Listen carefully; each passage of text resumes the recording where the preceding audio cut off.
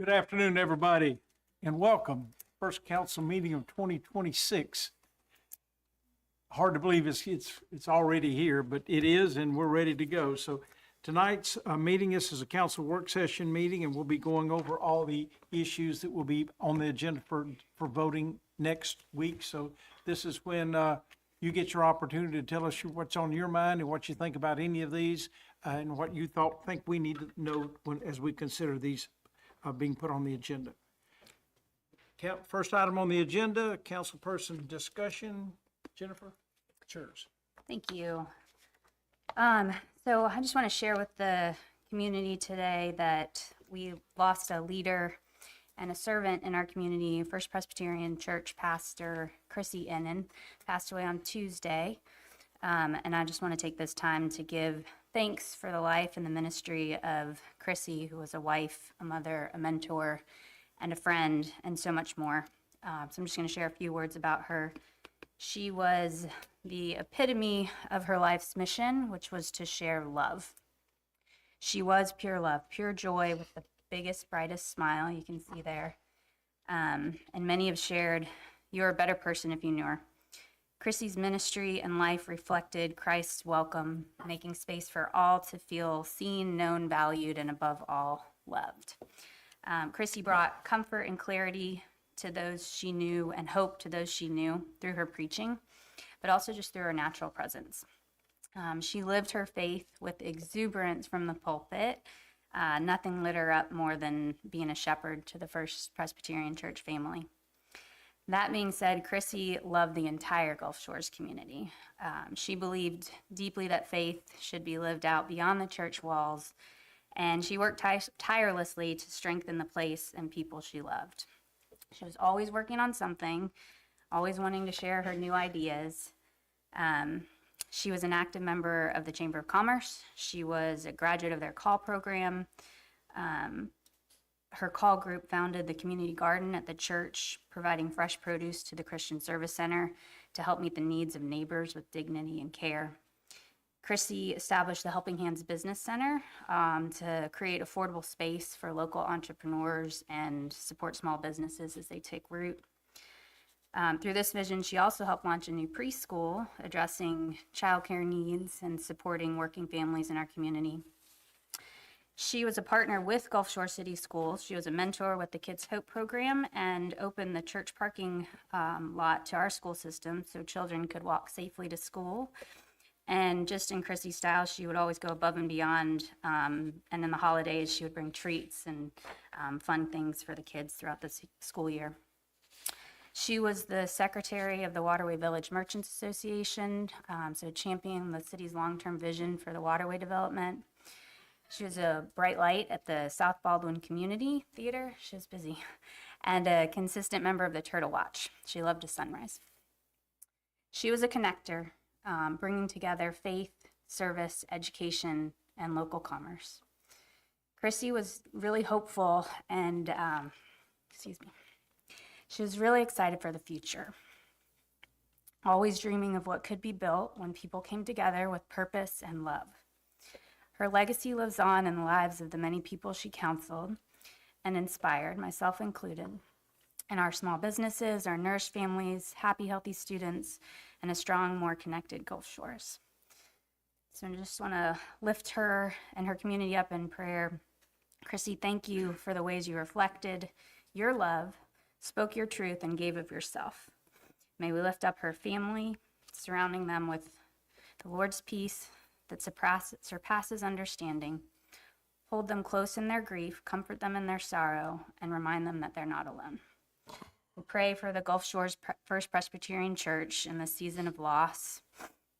May you be their refuge and their strength, unite them in love, steady them in hope, and then guide them as they continue the work Chrissy so faithfully began. May your presence be felt in every memory shared, every tear shed, and every step forward. And may Pastor Chrissy rest in your eternal light, hearing the words, "Well done, good and faithful servant." Thank you. Jennifer, thank you for sharing that. She was an amazing lady. It's a privilege. Like you say, couldn't, if you knew her, you would be touched by her. There was no other way. So thank you for sharing that. Next item on the agenda, John, you've got something for us? Thank you, Mayor. Yep. We have the amendment to the ordinance for the airport authority.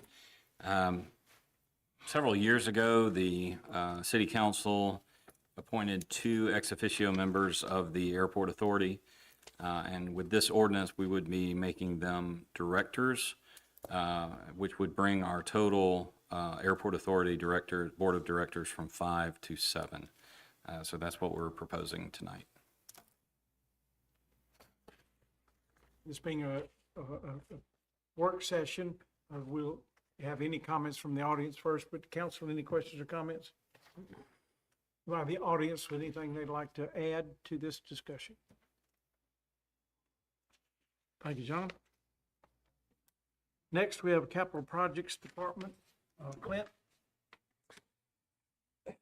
Yes, I've got the contract for the Laguna Cove Restoration Construction Contract.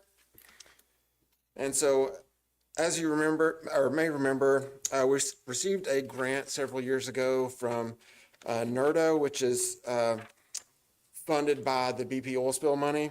And the city was able to purchase a 53-acre tract of land down at the far end of West Beach Boulevard, on the north side of the road and the south side of the lagoon. And so this project will preserve 51 of those 53 acres for restoration and conservation, including wetland and dune habitats. And then the amenities are to include nature trails, boardwalks, an ADA kayak launch, restrooms, and a small pavilion.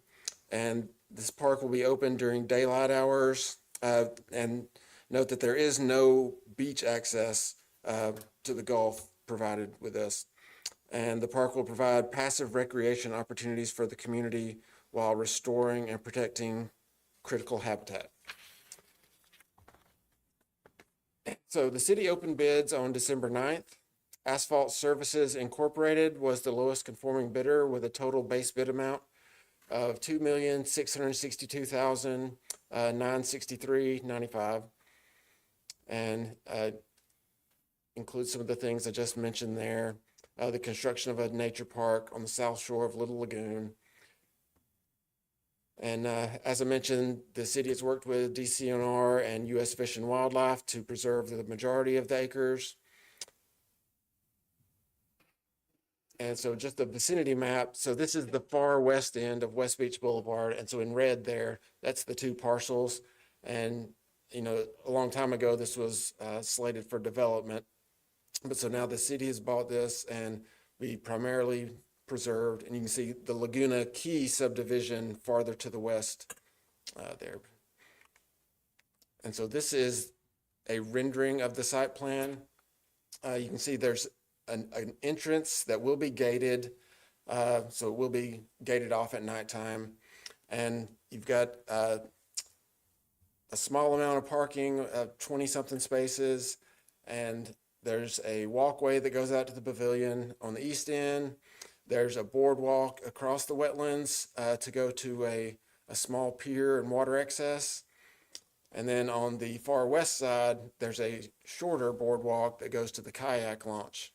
And in red there on the left side, that was an additive alternate that we bid out to have another boardwalk going up, but we are not going to be awarding that because that exceeded our budget for the project. And so currently we have $2 million budgeted in this year's account. That's because we had originally thought we were going to get this bid out earlier and have it started in 25 and then just carry forward into 26. So we will need to update the account in a future amendment, but this project is 100% grant reimbursable. So we just have to up the expenses and the money coming in also. And so staff recommends awarding the construction contract to ASI in an amount not to exceed $2,670,000.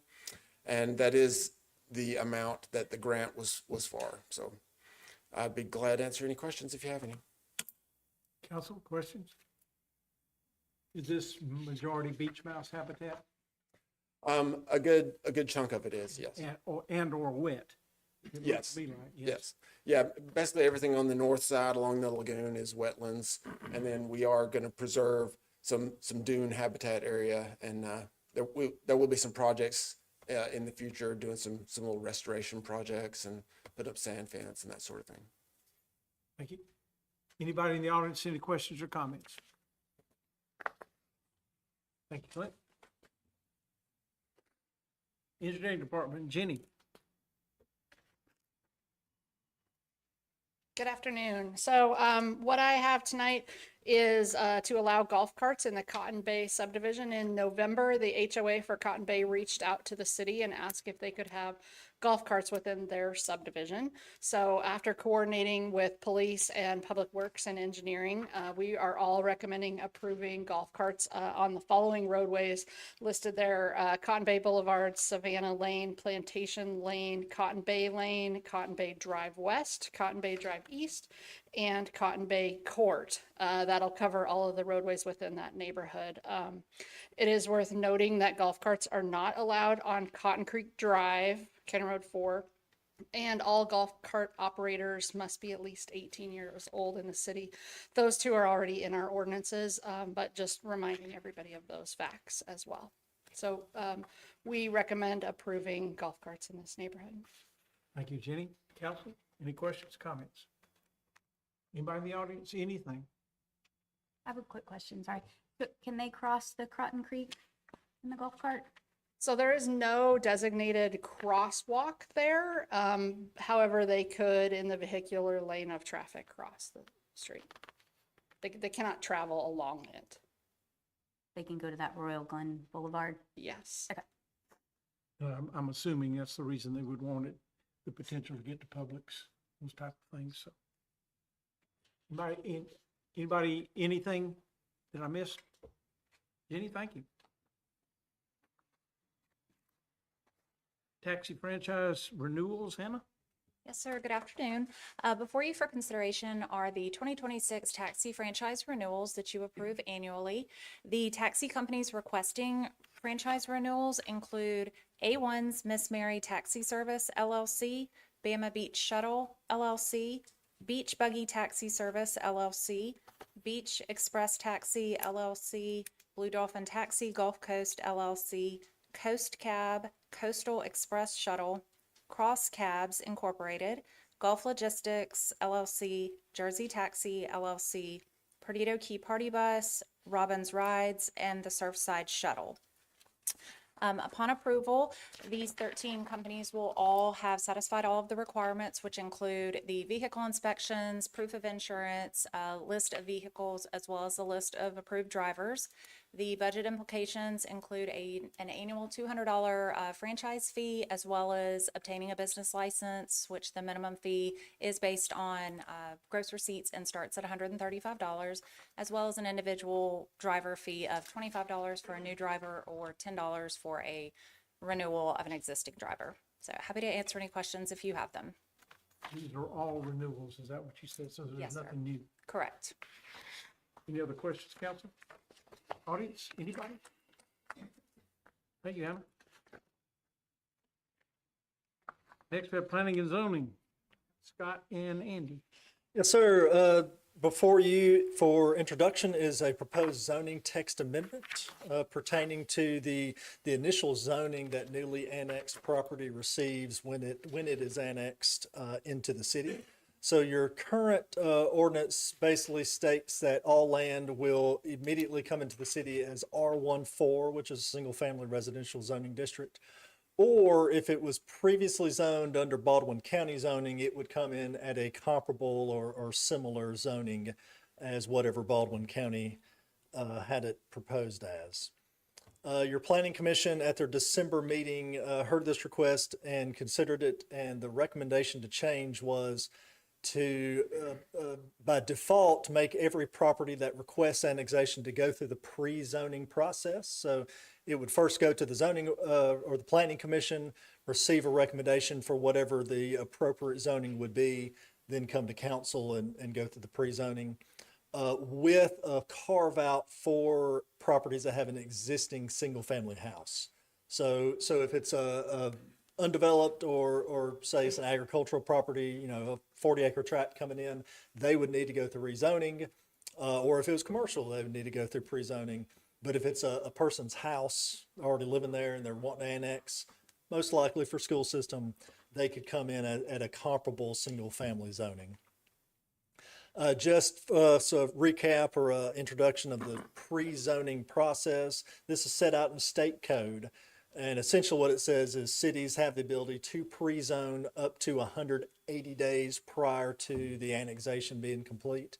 Now, in practice, it typically is, comes to council, they have a pre-zoning ordinance, and the following ordinance is the annexation. They usually happen the same night, but there is some time built in if needed. Like I said, this went to the Planning Commission at the December 16th meeting. It was recommended, and staff recommends it as well. Zoning text amendment is very similar to a zoning map amendment where it needs to be advertised for a certain period of time. So this will not be on next week's meeting. It'll probably be in February. And I'm happy to answer any questions. How long would this process take with an application to be annexed? How much time does this add to the process? A couple of months, so that they would need to apply to come to the Planning Commission meeting, which meets once a month. Then we had to get it in to you, and then it has to be advertised for a certain time. So it would just be like any other rezoning. It's 2 or 3 months typically to get through the process. Thank you, Scott. Any other questions, council? Audience, anybody? Thank you. Thank you. Andy, Yes, sir. Good afternoon and Happy New Year. Happy New Year. So I have one item. It's an annexation request from a property owner that owns property at 6951 Grun Lane. The name of the property owner is On Lee Malone. They seek to annex their 0.7 acre piece of property into the city of Gulf Shores. It's currently developed with a manufactured home. It's also in a part of Baldwin County that is unzoned, so there is no current Baldwin County zoning on this property. If the city council does annex it, it'll automatically be placed in the R14, which is a single-family zoning district. The applicant states the reason for their request is they would like to have it part of the city and zoned similar to the surrounding properties. And here is a couple of location maps. On the left is a kind of a larger, smaller scale location map. You see the property in red. It's just north of County Road 8 West on Grun Lane there. You see Stonehaven subdivision that's north of it, and Marble Court to the west, and then undeveloped property to the east. Then a zoomed in location map on the right shows the existing manufactured home, and then the kind of the highlighted areas are properties that are already annexed into the city. This does touch the existing city limits, so it is able to be annexed into the city. And there's the existing mobile home on the property. Be happy to answer any questions. thank you, Andy. Council, questions, comments? Andy, at R14, if the mobile home was removed, what's the maximum number of lots that could be generated off this parcel? I believe they could subdivide it into 2, so you could have 2 lots there. Okay, thank you. Anybody in the audience, any questions or comments? Andy, thank you. Well, that was a quick meeting to start the new year, and I imagine that'll change shortly. So anybody here with any reports to make? I think, Grant, you wanted to do a presentation. Thank you, Mayor and Council, and Happy New Year, everybody. Today is a pretty important special day. Today begins Mardi Gras season. And so Lauren put together a little video that we wanted to show in honor of the upcoming Mardi Gras season. And I'll give a couple quick little notices of interest for everybody. Terrence, would you launch?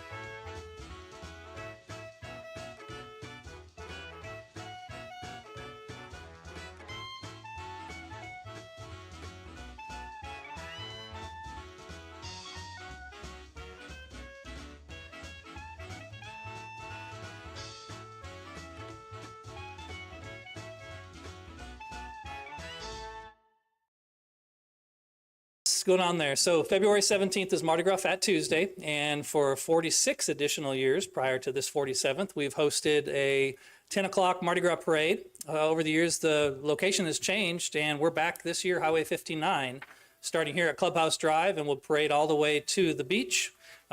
We also want to make it easier for revelers to participate in the parade. Last year, we had a fantastic parade, albeit short, and we want to make sure that we get more participants to actually want to participate in the parade.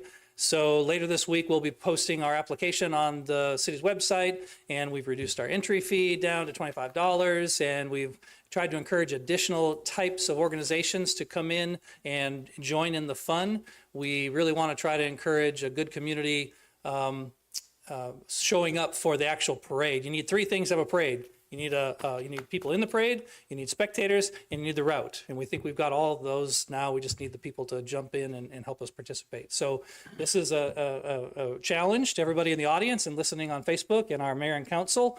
In order to really drive this parade home, let's show out and show up big, and let's have a giant Mardi Gras parade at 10 o'clock on the 17th, and there'll be a lot more to follow. And we have a really special announcement with a grand marshal this year that I'm going to hold back until we can organize a true release. So thank you for the opportunity, Mayor. February 17th, 10 a.m., and be sure to get with your organizations and your families and your friends, and let's have a big parade. Thank you. Thanks, Pam. Dr. Aiken, Mr. Corcoran, either of you or both of you?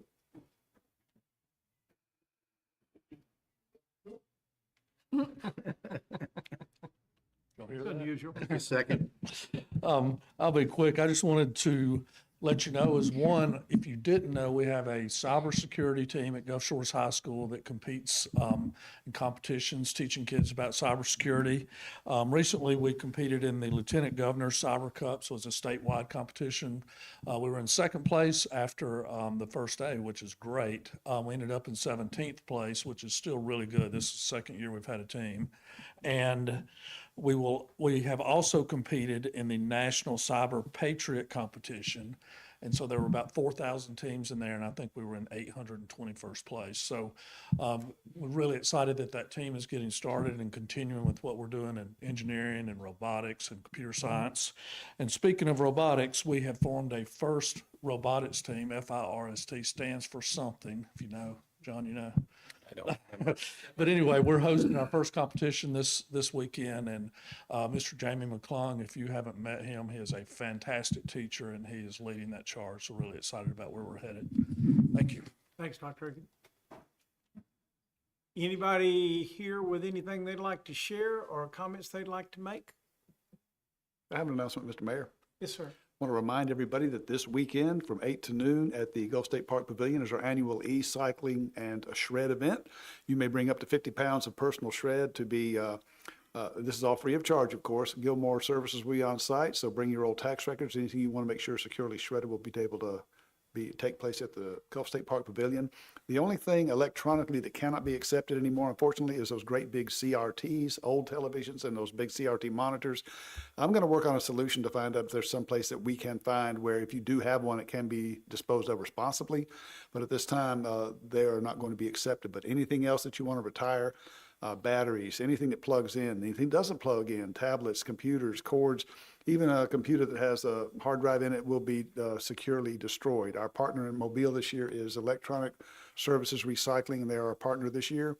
And they take that junk back to Mobile where it's responsibly broken down and put away. So let's keep that stuff out of the landfill, and let's get that clutter out of your house. So please responsibly recycle it, and we hope to see you on Saturday from 8 to noon, rain or shine. The weather's supposed to be good, but we have a tent there.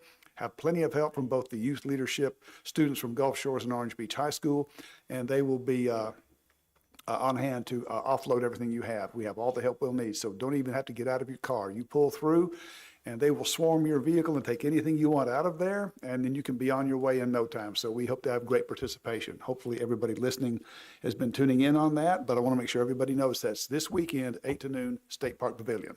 I want to thank especially Volkert Engineering, Riviera Utilities, Baldwin EMC as sponsors for this event. And of course, the cities of Gulf Shores and Orange Beach do help underwrite the expenses.